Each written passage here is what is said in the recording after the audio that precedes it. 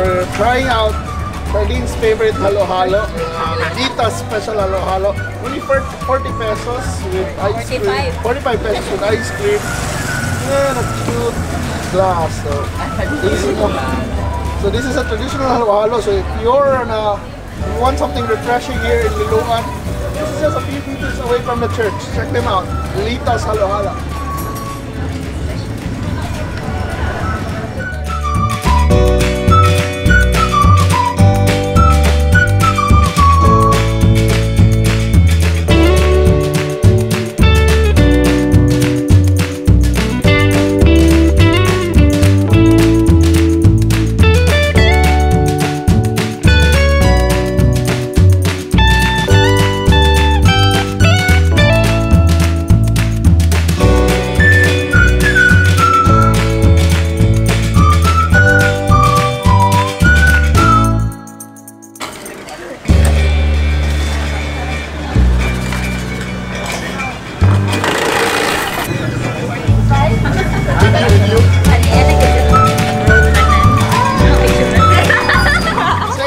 Pinakalamig na halo-haloan sa Liloan.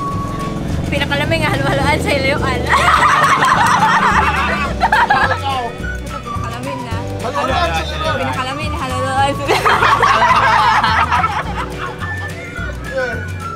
Pinakalamig na halo-haloan sa Liloan. Pastor! Wait, pinakalamig na halo-haloan sa Liloan. Ako, wait. Aram ma-prove dyan ba na? Pinakalamig na halo-haloan sa Wala Liloan. ka. Pinakalamig na halo-haloan sa Liloan.